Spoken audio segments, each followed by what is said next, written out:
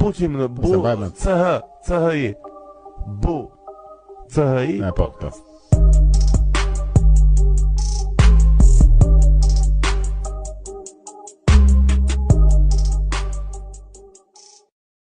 Përshëndetje, Fabian. Përshëndetje. Si je? Mirë, si jeni? Si kalove? Mirë.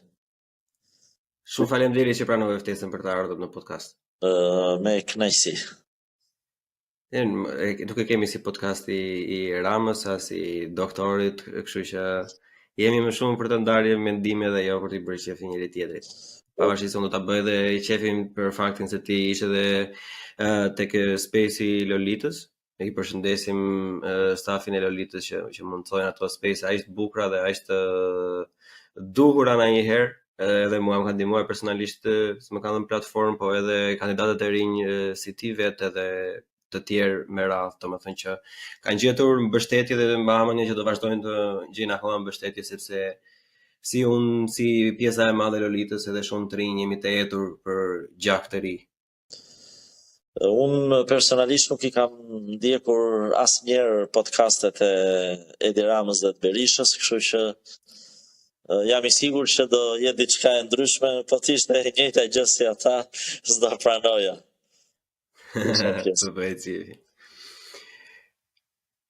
Fabian, unë kam dëgjuar atë space dhe ne do ta vëmë unë kur ta ngarkoj episodin normalisht do vë dhe linkun që njerëzit të shkojnë të dëgjojnë dhe atje diskutimin që ne kemi bërë. Por për pjesën e publikut e dëgjuesve të mi që nuk të njohin, unë do kisha dëshirën nëse ti mund të bëje një prezantim të vetes tënde nga ana profesionale dhe politike. Po, unë jam Fabian Topollai, jam prej 12 vjetësh punoj si pedagog i drejtës kushtetuese në Universitetin e Tiranës, Fakultetin e Drejtësisë.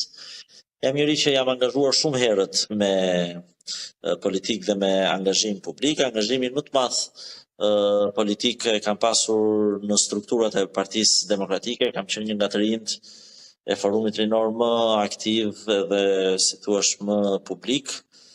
Dhe me vullnetin tim të lirë kam vendosur të largohem nga Partia Demokratike në vitin 2017, në një kohë që mendova që Partia Demokratike nuk po ecste më, si thua, në rrugën e drejtë dhe kishte devijuar qëllimin thelbësor të një partie politike që në fakt është përmbushi, si thush, ato qëllimet e përbashkëta të antarësisë dhe të vlerave që përfaqëson, sepse u kthye në një parti për hir të vërtetës, në një parti që shërbente vetëm leadershipit saj për të forcuar pozitën e leadershipit saj. Në atë periudhë kam qenë edhe antar i Këshillit Bashkiak të Tiranës, përfaqësues i Partisë Demokratike, dhe përpara se të largohesha nga Partia Demokratike, kam kthyer mandatin Partisë Demokratike, pra kam dhënë dorëheqjen nga Këshilli Bashkiak, sepse atë mandat e kisha marrë si përfaqësues i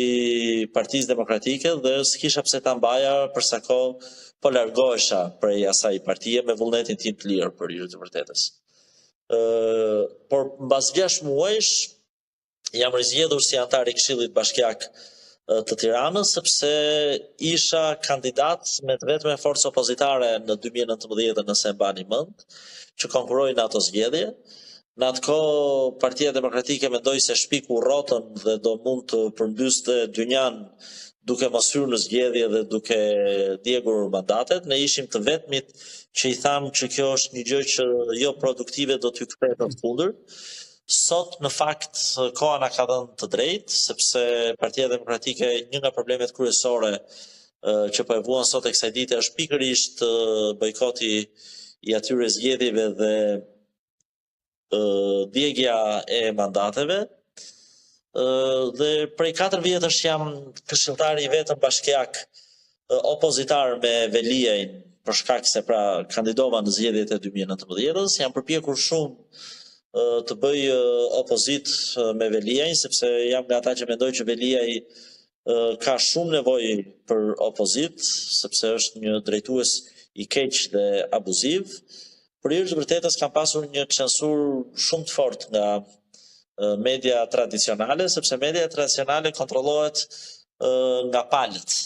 Dhe sigurisht media që kontrollohet nga Veliaj më ka censuruar sepse më konsideronte opozitar. Po për fat keq më kanë censuruar dhe pala tjetër sepse ka pasur hall mos spikasja si opozitar dhe mos humerja në një cop të oborrit të opozitës, sepse ata e kanë shumë të rëndësishëm të jenë zotruesit e vetëm të opozitës.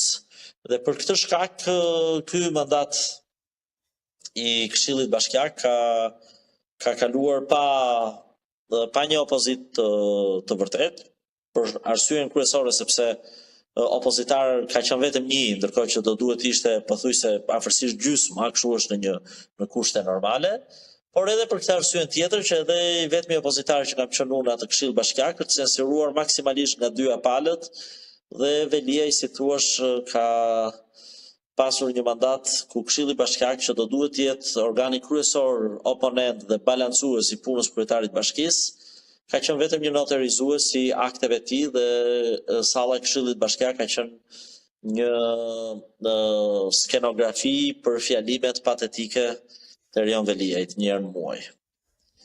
Ndërkohë, unë kandidoj përsëri për të rizgjedhur si këshilltar bashkiak, shpresoj shumë që të arrijë, kandidoj në logon e Aleancës Progresiste LZK me numrin 10 në fletën e votimit. Ne jemi një bashkim partish politike dhe organizatash të tjera, të cilat kandidojmë në këto zgjedhje vetëm për Këshilla Bashkiak, konkurrojmë kudo në Shqipëri, në Tiranë, unë jam i pari i kësaj liste për Tiranën dhe shpresoj shumë që të rizgjidhem si këshilltar bashkiak dhe kam deklaruar që kushdo që të fitoj për kryetar bashkie, me shpresën që të fitojnë kandidatët, një prej kandidatëve të opozitës, që do të votohet, do të mbështetet edhe nga unë përsëri edhe po fitoj kandidati i opozitës që do të votoj unë dhe që shpresoj të zvendësoj Erion Veliajin, unë përsëri do të jem në opozit me të, sepse mendoj që më shumë se për çdo gjë tjetër, Këshilli Bashkiak ka nevojë për këshilltar opozitar me kryetarin e bashkisë,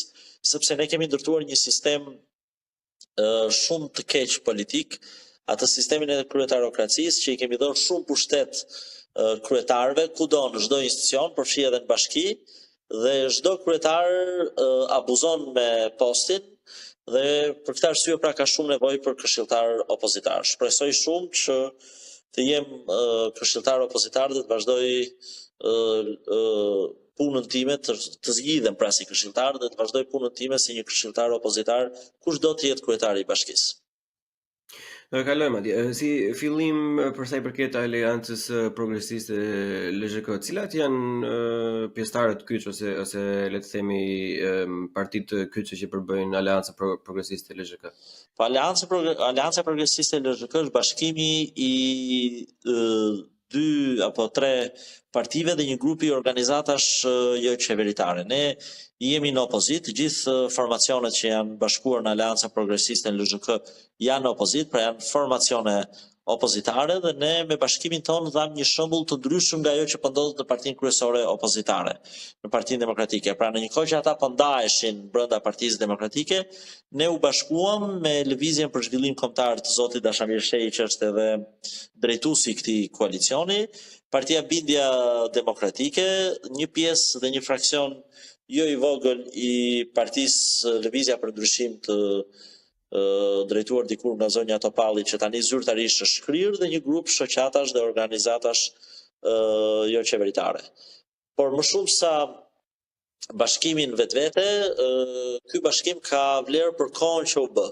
Ky ishte një bashkim midis forcave opozitare në një kohë që forca kryesore opozitare ishte duke u ndarë për të disa të herë, ndoshta me ndarjen më të rëndë dhe me pasoja që kjo forcë do të ketë në historinë e saj politike. Bindja Demokratike dhe duke qenë automatikisht dhe Aleanca Progresiste LZK shifet si ajo ardhmëria, ajo pjesa e re e demokratëve, le të themi. Demokratëve ndryshe nga bota ne kemi të djathtë dhe jo të majtë. Edhe është ajo e djathta e re, djathta me gjithë të rinj që sjellin bagazhin e tyre nga profesionet ndryshme e tjerë. Dhe në këtë aleancë, domethënë, është kryetar Dashamir Shehi. Pavarësisht se ai është një person jashtëzakonisht shumë pozitiv, që ka një lloj statike që me qëndrime të pandryshuara dhe të drejta deri në një farë pike, nuk është të t'i pëlqejë gjithë, por që është statik dhe është i palëvizshëm deri diku. Me që Juve keni këtë pjesë me sa Muhamedi edhe opinion demokratike, domethënë nëse ka qenë diçka që është ajo që përfaqëson terren, domethënë dashamirësej edhe bashkimi me LSHK-n është për faktin se përputheshin idealet apo ishte thjesht një, le të themi, strategji për të krijuar një bashkim për të fituar sa më shumë, domethënë sepse dashamirësej është figurë etj etj. Po neve na ka bashkuar jo vetëm me zotin Shej, po edhe me këta të tjerët që ju shpjegova, na ka bashkuar ideja. Ne jemi të vetmet forca politike dhe faktor politik që jemi bashkuar në Aleancën Progresiste LSHK, të cilët një zëri dhe kemi qenë gjithmonë të njëjtën gjatësi vale dhe mendim politik që problemi kryesor që ka Shqipëria sot janë pikërisht ato ndryshimet kushtetuese të 2008-s që e themeluan dhe cimentuan sistemin e kryetarokracisë. Kështu që neve ndjejmë veten në të njëjtën gjatësi vale me zotin Shej, pavarësisht se kemi qenë parti politike të ndryshme dhe në një periudhë kohe të caktuar edhe me, si thua, me rrugtim jo krejtësisht të unifikuar politik, por kjo ka pak rëndësi. Rëndësi ka që ne kemi një ide të përbashkët. Dhe në politik ideja është gjëja kryesore. Po ashtu neve me zotin Shej në bashkojnë edhe disa element tjerë, zoti Shej dhe njerëzit e tij, po apo edhe faktorët e tjerë që janë bashkuar Aleancës Progresiste LSHK, pavarësisht se cilas parti apo cilit fraksion, të gjithë janë njerëz të cilët pavarësisht moshës nuk kanë qenë kurrë në qeverisje dhe nuk janë akuzuar kurrë për korrupsion dhe për abuzim në qeverisje. Pra, na bashkon nga njëra anë thelbi dhe ideja që problemi kryesor që ka sistemi politik sot janë ato ndryshimet e 2008-s që cimentuan sistemin e kryetarokracisë, na bashkon edhe profili i të gjithë njerëzve që janë bashkuar në Aleanca Progresiste LSHK, ku përfshihet edhe zoti Shej. Pra njerëz asnjëherë të përfolur për korrupsion, asnjëherë të përfolur për abuzim me pushtetin, pjesa dërmuese dhe asnjëherë të lidhur me pushtetin vetvete. Kështu që ne mund bënim edhe një bashkim më të gjerë se sa kaq, por ne deshëm domosdoshmërisht që bashkimi jon të përputheshe në këto dy element, pra të përputheshe ideja, por edhe profili njerëzve që i bashkoheshin kësaj aleance dhe këtij koalicioni. Dhe kjo aleancë dhe ky koalicion, në gjykimin tim, këtë ka stacionin e parë 14 maj, por nuk do të mbyllet në 14 maj, por do të vazhdojë edhe pas 14 maj këtë projekt politik që neve shpresojmë shumë që të ketë sukses dhe frytet e tij kryesore t'i japin në zgjedhjet e përgjithshme të radhës. E kuptoj, më bëhet qefi nga njëra anë që ju kandidoni vetëm për këshill, sepse është goxha vendim pragmatist, le të themi, është i mirë menduar, pasi le të themi të drejtën është shumë e vështirë të mundesh ata që kanë kapur sistemin me kthetrat e tyre dhe nuk e lëshojnë. Kështu që është më mirë ndonjëherë të thjesht njofësh fuqitë tua dhe të bësh maksimumin ato. Po neve kemi qenë aleanca dhe koalicioni i parë, subjekti i parë zgjedhor, opozitar që kemi deklaruar që do të garojmë më vete nga partitë kryesore të opozitës në garën e ardhshme elektorale. Sepse neve mendojmë që përfaqësojmë një profil krejt të ndryshëm politik dhe një mundësi krejt të ndryshme politike nga forcat kryesore opozitare dhe nga leadershipi i tyre, siç është zoti Meta dhe zoti Berisha në këtë rast, por edhe pjesa e trashëguar nga zoti Basha. Po ashtu, ne kemi qenë të vetmit që deri në fund këmbgulën që të paktën opozita në këto zgjedhje lokale të bashkoheshe sa i përket kandidatit në mazhoritar, sepse zgjedhjet lokale japin mundësi për dy vota. Pra vota proporcionale për këshilla bashkiak, që ne e tham që në fillim që do dalim më vete sepse përfaqësojmë dhe duam të realizotojmë një mundësi të ndryshme politike nga forcat e tjera kryesore të paktën opozitare, nga një anë dhe nga ana tjetër bën përpjekjen maksimale që opozita të unifikoheshe të paktën në kandidatin për kryetar bashkie, për të qenë më e mundshme suksesi përballë kandidatëve të mazhorancës. Ne ishim të vetmit që artikuluam këtë ide dhe këtë nevojë për bashkim, madje e shkuam edhe më tej kur i kërcënuam palët dhe ju tham që një juve nëse nuk e zgjidhni konfliktin midis vetes, na lind edhe neve e drejta të dalim në mazhoritar që të trëmbeshin me këtë shpresë, në fakt të dy palët e Partisë Demokratike janë shumë të qarta në lëvizjen e tyre. Qëllimi i tyre nuk është të fitojnë zgjedhje dhe të fitojnë kandidatit i tyre, qëllimi i tyre është të forcojnë pozitën e tyre. Dhe për këtë arsye, ky bashkim nuk u realizua në pjesën më të madhe, në një pjesë kryesore të Shqipërisë, sepse ku përfshihet edhe Tirana, që mban peshën kryesore dhe fatkeqësisht opozita ka dalë me më shumë se një kandidat në Tiranë. Dhe për këtë arsye shanset janë për hir të vërtetës më të vogla. Por e kundërta ndodh në garën për Këshilla Bashkiake.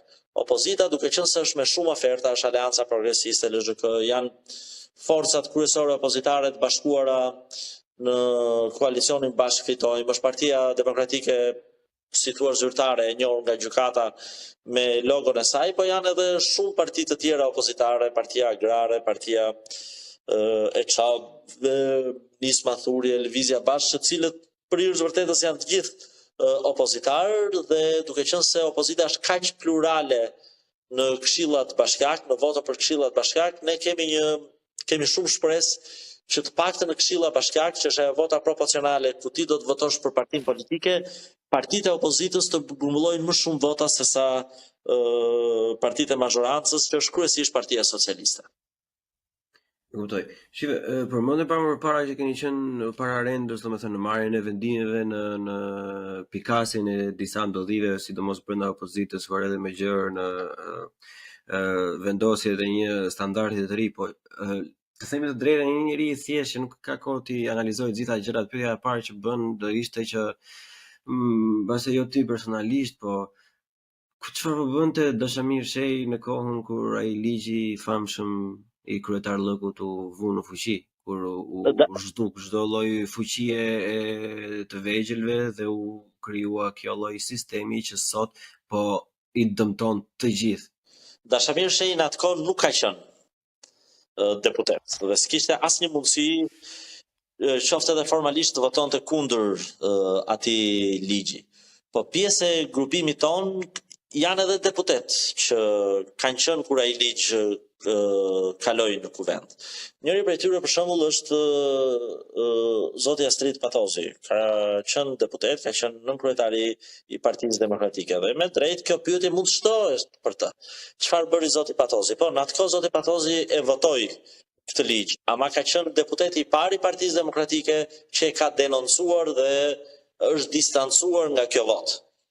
Që në vitin 2013 që Partia Demokratike ka kaluar në opozit, zoti Patozi ka kërkuar në emrin e tij personal Partisë Demokratike të distancoheshe nga ky ndryshim kushtetues që ka qenë baza e çimentimit të sistemit të kryetarokracisë. Dhe Partia Demokratike jo vetëm nuk u distancua kurrë, po sot e kësaj dite Partia Demokratike në thelb e mbështet sistemin e kryetarokracisë dhe ndryshimet kushtetuese të 2008-s. Të dy copat e saj mbështet, sepse asnjëherë nuk kanë thënë që ndryshimet e 2008-s kushtetuese janë gabim dhe janë kontribues në këtë sistem elektoral që është baza e kryetarokracisë dhe pse ne kemi këtë sistem politik.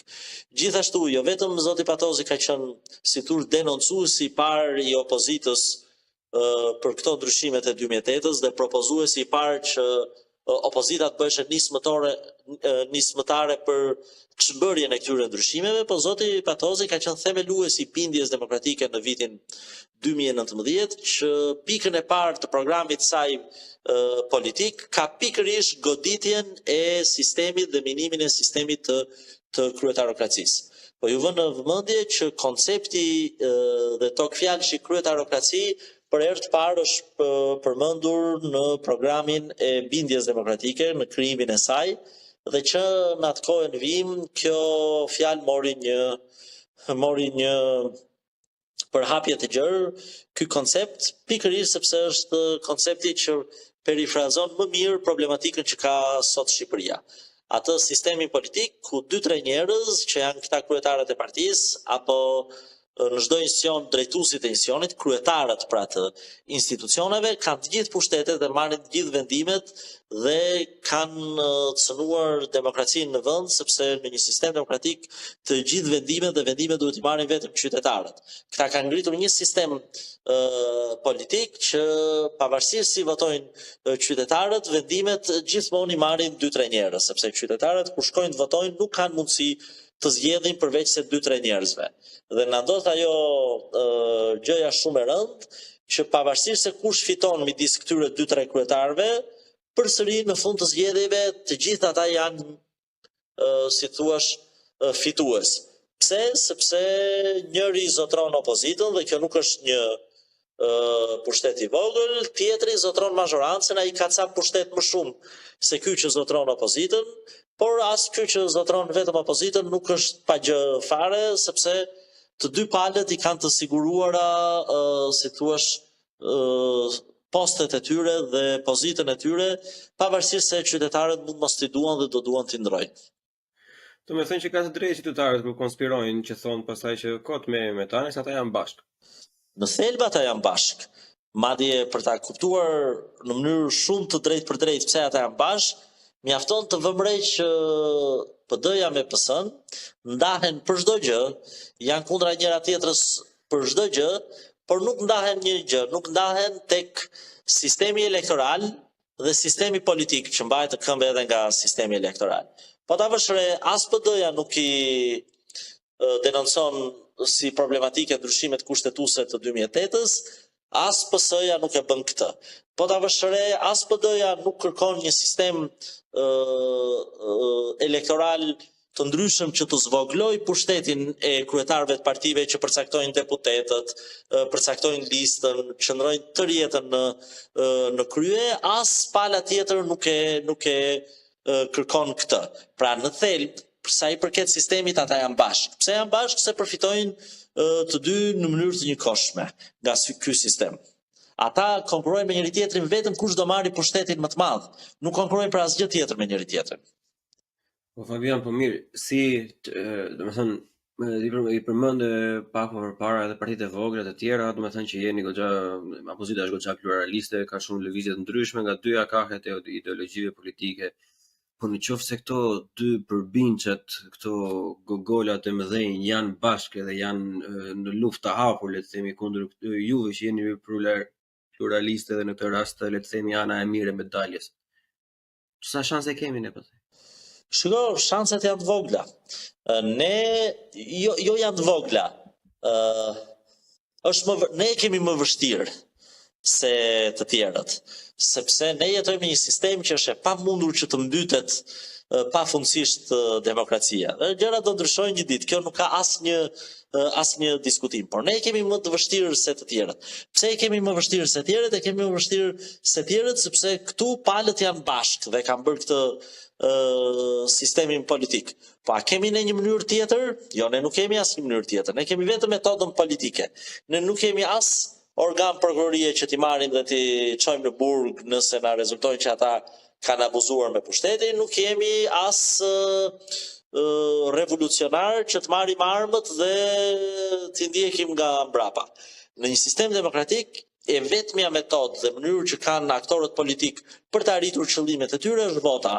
Sigurisht ne kemi më të vështirë se shtetet e tjera, se Kosova, se Greqia, ku këto formacionet e reja politike kanë shumë kollaj sukses, këto formacionet anti-establishment, por kjo do thot vetëm që luftat e ne është më e vështirë dhe koha që do të marri për të arritur rezultatet, kjo përpjekje do të jetë më e gjatë. Por është e sigurt që, si thuash, rezultatet do të vinë një ditë. Pse? Sepse gjithmonë më shumë numri qytetarëve që kuptojnë që vota për një nga dy partitë e mëdha është një vot për të njëjtën gjë, për të mbajtur këtë establishment në këmbë që do të jenë të njëjtët drejtues, të njëjtët politikan dhe i njëjti sistem që e zhvlerëson votën tonë, do të rritet nga dita në ditë. Dhe do të vijë një moment që kjo masë e njerëzve që kanë kuptuar në thelb problemin do të bëhet aq e madhe sa që me vot ata ndryshimin do ta sjellin. Se si pengohet ndryshimi sot? Për shembull, ndryshimi sot pengohet nëpërmjet sistemit elektoral. vota për një parti të vogël në zgjedhjet e përgjithshme parlamentare është një votë që shkon dëm, po nuk arriti një masë shumë të madhe votash. Për shembull, duhen 25% e votave për një parti të re në Gjirokastër për prodhuar një mandat. Duhen 33 në Kukës për prodhuar një mandat. Ndërkohë që në Tiranë duhen 3-4% për të prodhuar një mandat. Ama është e sigurt që ne nuk do fitojmë dot mandat që ditën e parë në Gjirokastër dhe në Kukës, por mund të fitojmë në Tiranë, Durrës dhe Elbasan, në qytetet e mëdha, në qarqet e mëdha, edhe për të arritur këtë duhet një masë e caktuar njerëzish, dhe pastaj këta njerëz që do futen për herë të parë me këto ide dhe nga këto forca të reja politike në parlament do të bëhen promotorët e ndryshimit. Kuptoj. Pyetja që të vendosen edhe një lloj standardi tjetër të bërjes së debatit politik dhe duke edhe paraqitjes së analizave. Për disa sekonda të lëm pak më janë këtë problematikën që ka PD dhe PC, domethënë të fokusohemi pak në rastin të huaj tek Aleanca Progresiste LZK. Cilat janë politikat që Aleanca juaj do ndjekë, domethënë ato vlerat është e cekët si fjalë, po le të themi flamurtari i Aleancës. Pikat që juve theni ne qëndrojmë për to, ne duam të implementojmë këto gjëra kur të jemi në Këshill dhe do mundohemi gjithkohës. Nëse do të flasim për aspektin makro, sigurisht ideja kryesore e Aleancës Progresiste LZK është nevoja që ka shoqëria për një ndryshim thelbësor dhe jo vetëm për rotacion. Që do të thotë casus belli jon kryesor është të bëhemi promotor për të detyruar palët për të filluar ndryshimi i sistemit politik, sepse në gjykimin ton ky është problemi kryesor që ka Shqipëria. Në gjykimin ton të gjitha problemet kryesore që i vijnë Shqipërisë është pikërisht sepse sistemi politik ju ka dhënë një forcë të jashtëzakonshme disa kryetarëve partive dhe drejtuesve të institucioneve, të cilët bëhen të pasvendësueshëm me kaq shumë pushtet sa kanë dhe bëhen dhe abuzues. Dhe ky është si thua koncepti kryesor. Po ta përkthejmë këtë koncept në qeverisjen lokale, sigurisht edhe qeverisja lokale ka problemin e kryetarokracisë, madje e ka shumë të rëndë. Dhe u rëndua edhe më shumë ky problem në këtë mandat të kryebashkiakëve, sepse nuk kishte fare opozit në këshillat bashkiake. Dhe neve kemi edhe kur ka pasur këshilla bashkiake plurale, përsëri kemi pas disa kryetarë bashkish që kanë një volum aq të madh pushteti dhe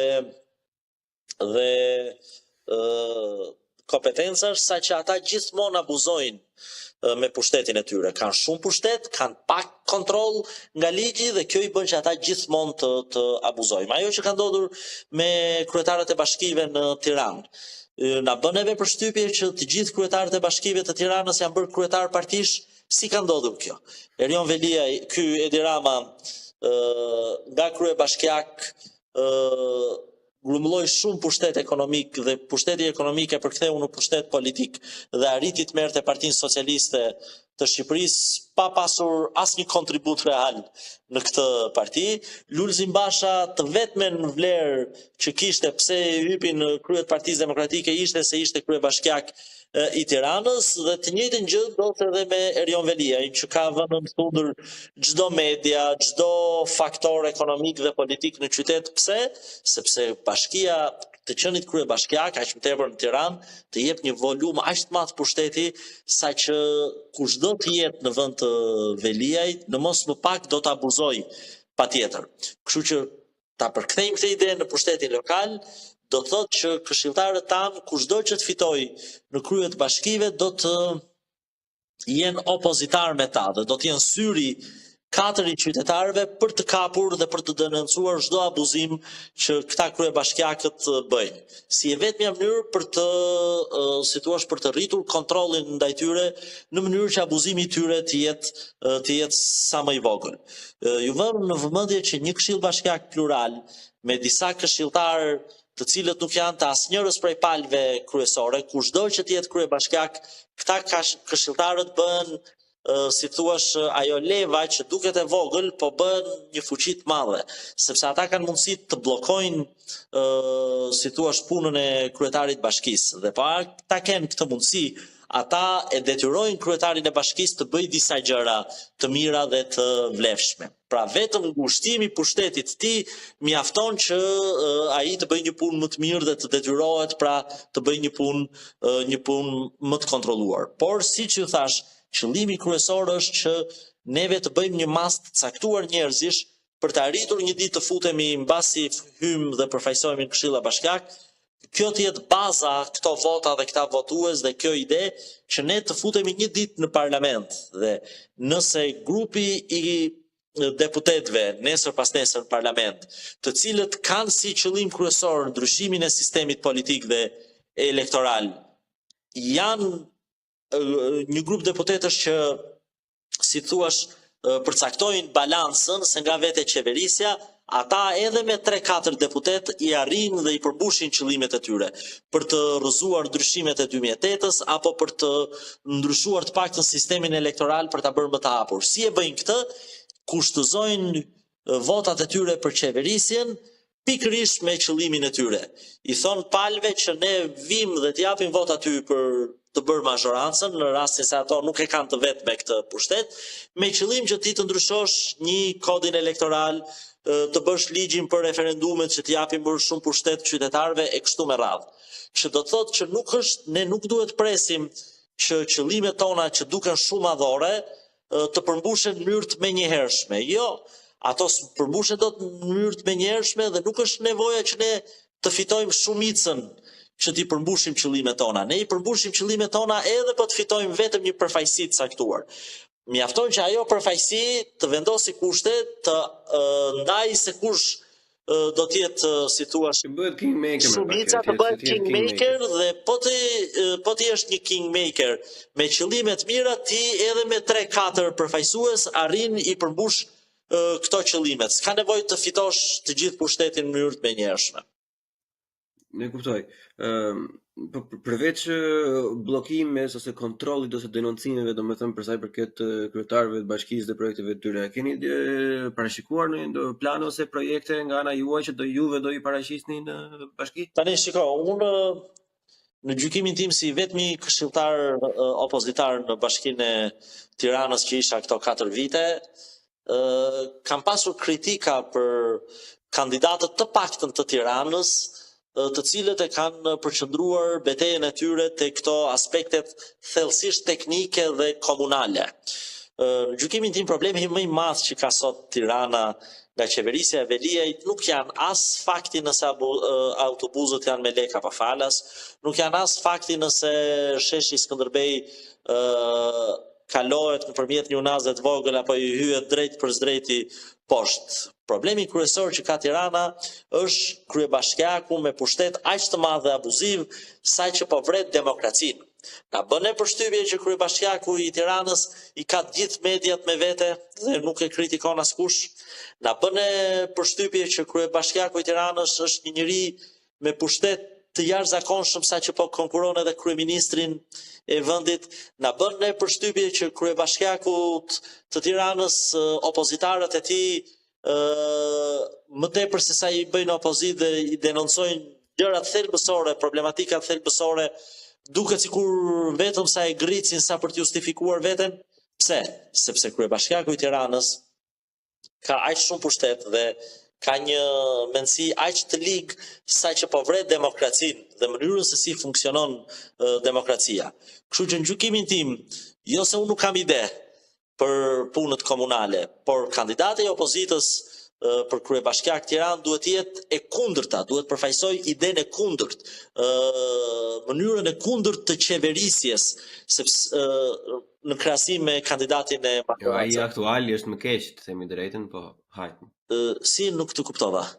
Ai kandidati aktuali i opozitës është deri në disa pika edhe më keq, domethënë për sa i përket politikave këtyre komunaliteteve dhe teknikaliteteve që ndjekin. Unë nuk e mendoj që është më keq. Unë në gjykimin tim më keq se Erion Veliaj nuk mund të bëhet, edhe po donim ta shpiknim. Problemi është që a do merremi ne me thelbin, a do ta kemi ne kandidatin e opozitës për kryebashkiak një model të ndryshëm se si ushtrohet pushteti me qeverisjen dhe me qeveritarët e sotëm, apo do ta kemi thjesht një njeri që do na rregulloj ca punë komunale më shumë se ky aktuali. Unë mendoj që ne kemi kandidatin e opozitës si projekt, pra për ta projektuar si modelin e ndryshëm të bërjes të ushtrimit të pushtetit. Dhe jo të merret me gjërat komunale. Gjërat komunale, në çastin që ti merresh me gjërat komunale dhe thellësisht teknike, ti nuk po vë gishtin në plagë, ti nuk po jep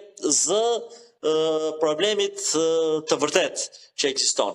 Që do të thot me pak fjalë që unë po të jetë për ide dhe për çështje komunale mund t'ju them gjëra shumë të bukura dhe shumë më funksionale, por unë mendoj që problemi kryesor i Tiranës pra është modeli, mënyra se si ushtrohet pushteti i kryebashkiakut. Dhe neve këtë duhet godasim, sepse ky është problemi kryesor, dhe neve si opozitar këtë duhet kemi si qëllim kryesor, të ndryshojmë këtë model. Tani, nëse ju doni të flasni për disa nga këto çështjet kryesore që janë bërë temë debati, unë jam i gatshëm. Për shembull, nëse doni. Shiko, kam dëshirë, Fabian, për vetëm një fakt, sepse unë dua të jemi djathtë dhe unë dua të kemi të djathtët më përfaqësoj. Po kur tani kandidati që pretendoi të garojë kundër Erion Veliaj del me një politik autobus falas që është ideologji thelbësisht e majt. Absolutisht dakord. Është aja e majtës. Unë jam pas çdo lloj shprese me këtë lloj individu. Dakord jam unë me këtë që thua ti. Po unë do ta thjeshtësoj edhe më shumë se kaq. Edhe unë njësoj si ty nuk besoj te gjërat falas. Nuk ka asgjë falas në këtë në këtë botë që të mund të ketë një element caktuar. Madje në gjykimin tim gjërat falas e përkeqësojnë shërbimin, sepse njerëzit që do paguan, po të jetë falas duhet të jetë dhe publike. Unë mendoj që private i ofron shërbimin gjithmonë më mirë se publikja. Të testoj dhe një fjali dhe të vazhdosh. Edhe paradoksi më i madh në Shqipëri është që unë kam pasur përfaqësues nismë sturje, kam pasur kisha edhe Arlin Qorin, edhe këta që nga këto dy partitë e mëdha trajtohen jo, po janë komunistë, janë të majt, thonë jo, nuk do e bëjmë falas. Ky që pretendon të jetë ideal i thotë do e bëjmë falas. Domethënë ku jetojmë ne në Shqipëri? Ç'është ky realiteti jon si në melizën në botën e çuditërave? Jam dakord me ty, por unë do ta thjeshtësoj edhe më shumë problemin. Nuk do ta thoste e majta dhe e djatha. E zëm për një moment që politika e majt për transport falas është më e mirë në këtë rast se politika e djathtë. A është ky problemi kryesor i transportit në Tiranë? Jo, nuk është ky. Problemi kryesor i transportit është fakti që transporti publik nuk po kryen më shërbimin e tij, se është një trafik aq i rënduar dhe transporti publik nuk ka korsi të dedikuara dhe nuk merr prioritet, saqë transporti publik po ka shpejtësinë e transportit të këmbësorit. Pra njerëzve më lirë sot dhe më shpejt ju merr të ikin në këmbë diku se sa të marrin transportin publik.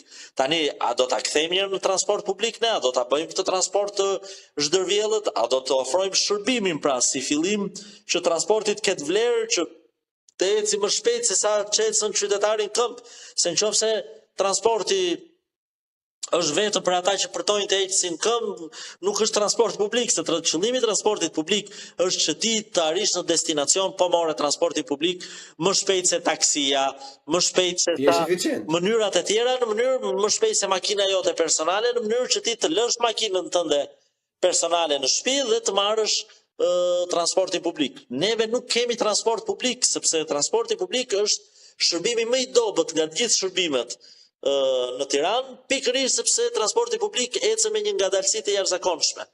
A do themi ne thelbin nëse duam të flasim për transportin publik është pikërisht që ai nuk po ofron shërbimin sepse ka një lëvizshmëri shumë të ulët. Nuk është thelbin nëse do bëjmë falas apo jo, por le ta bëjmë edhe falas nëse arrim një ditë, po të zgjidhim një problemin kryesor të thelbit.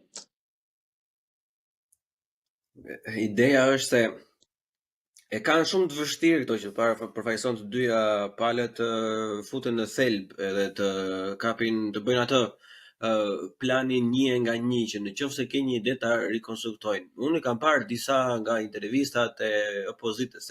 Ati që është në opozitë, Velia, tu nuk shoh se unë jam i bindur që ai është i keq, edhe nuk kam nevojë ta dëgjoj fare atë individ se nuk vlen asgjë nga ajo. Të njëjtën klasë e kam edhe unë. Asun se dëgjoj fare, unë jam i bindur që nuk votoj për të, jam kundër ti. Pikërisht. Dhe normalisht do të dëgjoj ato të tjerët. Në disa nga intervistat që unë kam parë, më vjen keq, është i paprgatitur. Njerëzit e pyesin se si do arrin këto gjë, se me që kishim këtë shembull, jo se po analizojmë politikat e tija. Kur një individ, një i ri, se është i ri mbi të gjitha, edhe pretendojë të zillti diçka më ndryshe, kur një i ri pyet të më thënë që si do implementojnë këto, do mbjellin pemë. Po pemë po mbjell ai. Pemë do mbjellësh dhe ti. Na mungojnë, shiko, projekti juaj është projekt kolosal, implementimi dhe krijimi të një shembulli të mirë për një kryetar bashkie ose për çdo kënd që ka një pozicion drejtimi. Dhe është projekt afatgjatë dhe ju përgëzoj për këtë pjesë dhe keni mbështetjen time dhe uroj që sa më shumë njerëz të mbështesin për këtë. Sepse është vërtet një projekt sublim, le të themi, por më nuk duhet ta harrojmë dhe faktin që kanë dhe përditshmëri njerëzit, duhet vënë punë. Patjetër. Tani, nëse do të flasim për ti do që unë të futem teknikisht në gjëra, pra ta lëm këtë disa, jo shumë. Pushtetin e madh, unë mendoj që problemi kryesor që ka sot Tirana është mënyra e zhvillimit. Pra, duke qenë se Tirana është zhvilluar me koncept korruptiv, pra të zhvillojmë dhe të çojmë parat në qendër, atje ku prona ka më shumë vlerë, atje ku sasia apo si thua korrupsioni na shpërblet me vlerë më të madhe. Ne kemi zhvilluar në mënyrë të gabuar një qytet që çdo gjë është e përqendruar në qytet, në qendër. Pse? Sepse atje ka vlerë leja e ndërtimit, atje ka vlerë investimi, në vlerë në kuptimin që të kthehet në mënyrë korruptive, në mënyrë të menjëhershme. Dhe ne të investimet i kemi çuar në qendër. Dhe kjo na ka sjell për rrjedhoi të gjithë problematikat. Trafiku, të tërë duhet turren në qendër për të marrë shërbimet apo për të blerë shtëpitë më të mira. Na ka sjell probleme infrastrukturës, se duke i grumbulluar të gjitha në qendër është problem edhe infrastruktura, se duhet i bësh kanalizime më të mëdha, duhet i bësh rrjet të ri të ujësjellësit me kapacitete më të mëdha.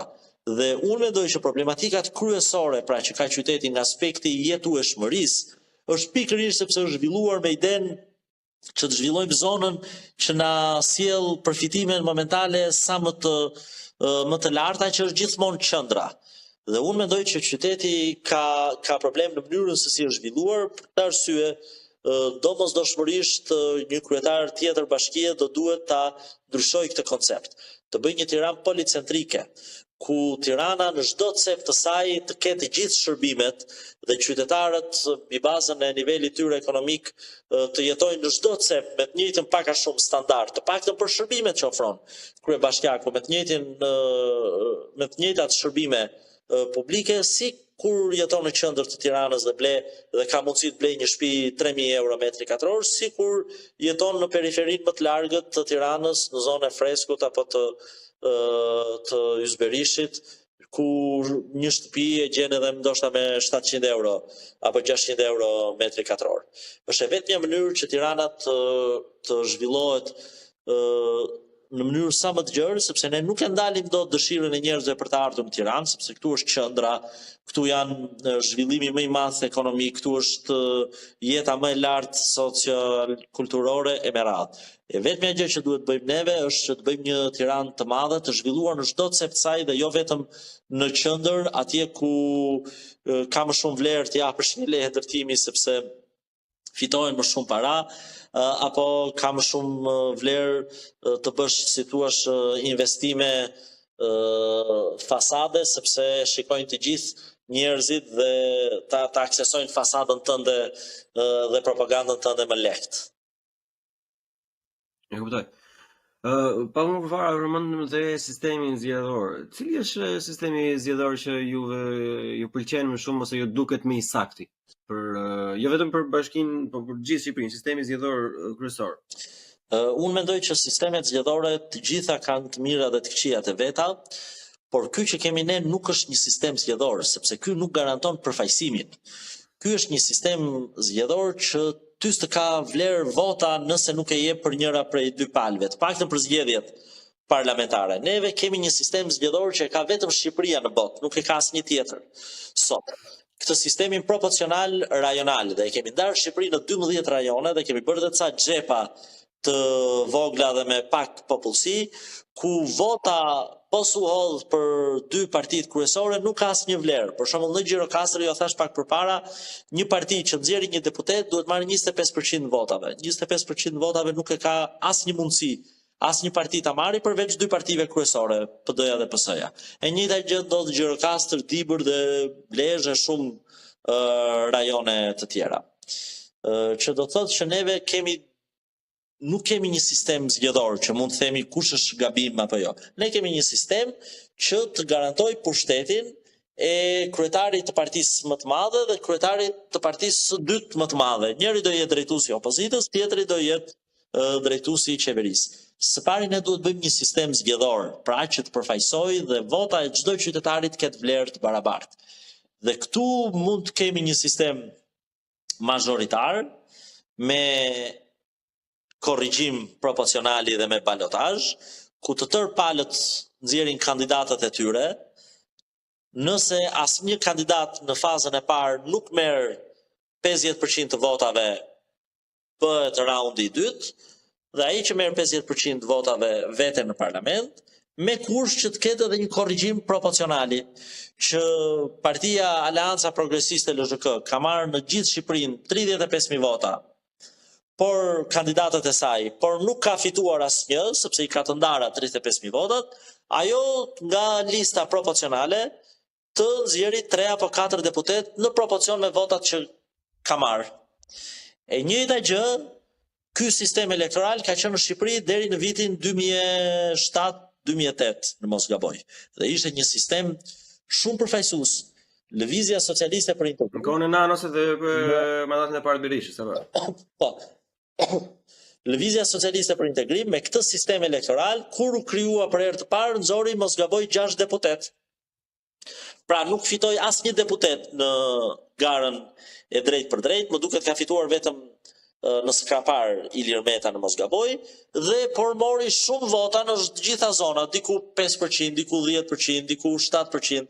Asnjëri prej tyre nuk hyri në garën e drejt për drejt si fitues, pra nuk mori 50%, por ju korrigjuan në proporcional në raport me votat që kishin marrë, ju dhan aq deputet. Një mënyrë tjetër që mund kemi, një zgjidhje tjetër shumë të mirë pa ndryshuar sistemin, pra nga proporcional ta bëjmë mazhoritar, është sistemi proporcional që kemi, por jo rajonal, por kombëtar, që çdo parti të paraqitet në fletën e votimit qytetarëve në çdo cep të Shqipërisë, të ketë logon e saj dhe të ketë një listë deputetësh dhe secila parti të fusi aq deputet në raport me votat që ajo ka marrë. Dhe sigurisht mos fusi të parët, por të fusi ata deputet që kanë marrë më shumë vota preferenciale, sepse Shqipëria nga ndryshimet e vitit 2021 ka futur votën preferenciale dhe me vendimin e gjykatës kushtetuese që u vu në lëvizje nga bindja demokratike në atë kohë, është rrëzuar hersi kodit zgjedhor që i mbyllte listat me kod zgjedhor mbasi kishte hapur kushtetuta. Sot po të bëhen zgjedhje në Shqipëri listat janë 100% hapura dhe futen ata deputet që kanë marrë brenda llojit më shumë vota preferenciale se kandidatët e tjerë të partisë tyre. Por kjo s'ka asnjë vlerë nëse ne nuk e bëjmë proporcionalin kombëtar. Ose duan ta bëjnë kombëtar, ta bëjmë me korrigjim. Ta lënë në rajonal, nëse duan patjetër rajonal sepse ndryshojnë dot kushtetutën, ta lënë me korrigjim. Pra 110 deputet të dalin në gjithë Shqipërinë nga 12 rajonet e Shqipërisë, 30 deputet të dalin nga korrigjimi, që do të thotë Aleanca Progresiste LZK mund të ketë marrë 35.000 vota në gjithë Shqipërinë, por s'ka prodhuar asnjë deputet. Ta marri deputetët që asaj i takojnë mbi bazën e votave dhe vlerës të totalit votave që ka marrë nga korrigjimi i proporcionalit rajonal. Dhe si do arrijmë ne tek që të implementojmë këto ndryshime që duam? Si mund ta sillim ne ose si mund ta sillim në këtë rast për shembull, në këtë rast jo se është për Këshillin Bashkiak, po në zgjedhjet e ardhshme të 2025-s, si mund ta implementojë një parti e vogël ose disa parti të vogla këtë, që ky ndryshim të ndodhi kur balenat janë të dyja në të njëjtin det dhe janë të gatshme ta hanë çdo lloj gjëje të mundshme që i del përpara, sepse me këtë sistem që jeni tani ju e keni të vështirë të zgjidheni, po nuk u zgjodhë që të futë uleni në parlament, si do nuk bëni dot kingmakerin. Po nuk bë dot kingmakerin, nuk bëni dot as ndryshimin e sistemit zgjedhor. Prandaj duhet politika ka shumë metoda. Metoda e parë është të arrijë ajo pika e caktuar e mbështetjes publike, që pavarësisht vështirësisë e kalon këtë vështirësi për herë të parë të paktën me 2 apo 3 deputet. Po themi një deputet në Tiranë, një në Durrës, një në Shkodër, po themi ku është një qark i madh me mbështetje opozitare. Dhe këta 3 deputetët bëjnë kingmakerin, asnjëra prej palëve nuk e formzon dot mazhorancën dhe ky kingmaker ja jep votat e saj njërës prej palës për të formuar mazhorancën me kusht që ajo të përmbushi këtë kusht të saj, që në këtë rast është ndryshimi i sistemit elektoral, apo ky ndryshimi i vogël i sistemit elektoral që në fakt sjell një ndryshim të madh në sistem. Një mënyrë tjetër është, se si që thash politika ka shumë mënyra, një mënyrë tjetër është edhe si thuash diskursi brenda llojit. Çfarë do të thotë? Do të thotë që nëse Aleanca Progresiste LZK merr një rezultat caktuar në këto zgjedhjet në Këshilla Bashkiake, ajo ka një forcë caktuar, po themi përsëri 35.000 vota, por marr një rezultat që s'është as shumë i lartë, pas shumë i ulët. Dhe këto 35.000 vota janë njerëzit që e përqafuan këtë ide që në zgjedhje lokale. Dhe kur të vinë zgjedhjet e radhës parlamentare, ti thua të singjashmëve tu që janë forcat kryesore opozitare. Unë bashkohem me ty në koalicion. Që të jap jo vetëm 35.000 vota, por të jap edhe frymën që ti ke nisur ndryshimin dhe ndryshon nga pala tjetër. Por me kusht që ti të dalësh dhe ditën që deklarojmë koalicionin së bashku, të thuash që ne do fitojmë pushtetin dhe në rast se fitojmë pushtetin, gjëja e parë që do përmbushim është kërkesa e aleatit ton për ndryshimin e sistemit elektoral. Dhe kjo ka një efekt tornadoje. Pra ti nuk po i çon opozitës vetëm 35.000 vota, të cilat kanë një vlerë, por po i çon opozitës vlerën e faktit që opozita po bashkohet rreth idesë së mirë, rreth ndryshimit. Dhe në çastin që opozita bashkohet rreth ndryshimit, ky ndryshim reflektohet shumë lehtë në votën popullore. Por sigurisht duhen ca vota që ti thuash të singjashmëve tu, ti u imponohesh të singjashmëve tu, që unë vin në koalicion me ty vetëm nëse ti më pranon paraprakisht këtë kusht. Dhe këtë gjë mund ta bëjnë zgjedhjet e 14 majit. Pra të gjithë ata njerëz që mendojnë që problemi i Shqipërisë është sistemi politik i kryetokracisë dhe duan një ndryshim real dhe jo vetëm rotacion, ti iki dikush dhe të vi brenda të njëjtit sistem dikush tjetër, duhet të mbështesin në zgjedhjet lokale Aleancën Progresiste LZK. Pse? Sepse ne jemi mbështetësit e vetëm të kësaj ideje. Dhe ne këtë forcë që do të na jepni në 14 maj, do ta përdorim për opozitën në zgjedhjet e tjera, për ta detyruar opozitën që t'i bashkohet kësaj ideje dhe kjo forcë që mund të ketë kësaj radhe një rezultat 30-40.000 mbështetës, herës tjetër përqafohet nga gjithë opozita dhe po përqafuar nga gjithë opozita, ne mendojmë që është ideja e dur, do të përfaqësohet patjetër edhe nga gjithë shqiptarët dhe Shqipëria. E thënë Shqip, fjala jote në veç Zotit, unë shpresoj të jetë ashtu, edhe do kisha dhe unë zakonisht shumë dëshirë. Metoda politike që ne kemi, pra të shpallim idenë, të marrim në zgjedhje lokale një mbështetje nga publiku e caktuar dhe kur të vinë zgjedhjet parlamentare, t'i themi forcave të tjera opozitare që neve me këtë ide në zgjedhje lokale kemi marrë kaq vota. Ju duhet t'i bashkojnë idenë tonë si e vetmja mënyrë që neve t'ju bashkojmë ju në një koalicion të madh. Dhe të jeni të sigurt që koalicioni merr një mbështetje shumë të madhe se sa vetëm ato vota që i çon Aleanca Progresiste LZK këtij koalicionit opozitar për zgjedhjet parlamentare. Por ne duhet ta kemi një rezultat tani, si e vetmja mënyrë për të negociuar mbi bazën e këtij rezultati. Ky rezultat jetë premisa për të vazhduar dhe për të ecur përpara ndryshimit. Super. Atëherë të lutem më thoj dëgjuesve dhe shikuesve ku mund t'ju ndjekin në rrjetet sociale ose faqen nëse keni dhe si mund të votojnë në 14 maj. Po, neve të gjithë aktivitetin ton elektoral dhe politik e shpërndajmë në rrjetet tona sociale, në Facebookun e secilit prej kandidatëve apo funksionarëve tanë, Fabian Topollai, Astrid Patozi, Dashamir Shej, në faqen tonë të Facebookut gjithashtu Aleanca Progresiste LZK dhe në fletën e votimit të gjithë që ndajnë këto ide dhe do duan të kenë këshilltar opozitar me çdo kryetar bashkie që fiton në qytetet e tyre, të votojnë numrin 10 në fletën e votimit, Aleanca Progresiste LZK me drejtues zotin Dashamir Shej, që gjithashtu ka emrin në fletën e votimit. Super fare dhe unë ftoj të gjithë dëgjuesit që ndodhen akoma në Shqipëri ose puna imi që jam larg që të votoni. Është shumë e rëndësishme që të dilni të votoni dhe nëse idetë ju përputhen, siç u përputhen mua në këtë rast në një pjesë shumë të madhe, pse jo të votoni Aleancën Progresiste LZK që të shikojmë dhe ne diçka tjetër ndryshe nga kjo vorbulla e errët që nuk po me sa duket mezi po dalim. Ne sloganin e subjektit ton politik e kemi voto opozitë ndryshe, sepse neve mendojmë që jemi ndryshe prej pjesëve tjera të opozitës, sepse ne ofrojmë ndryshimin dhe jo vetëm rotacionin.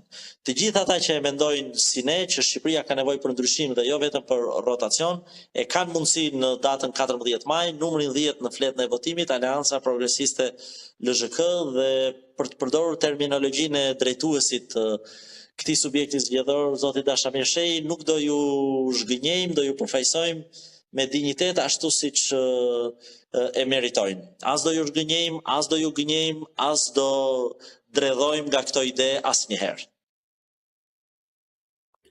Perfekte. Shpresoj dhe ju uroj jashtëzakonisht shumë suksese në zgjedhje, por edhe në karrierën tuaj. Faleminderit shumë ty. Deri atëherë, mirupafshim. Gjithë mirat. Putin në bu, CHI, bu, CHI. Po.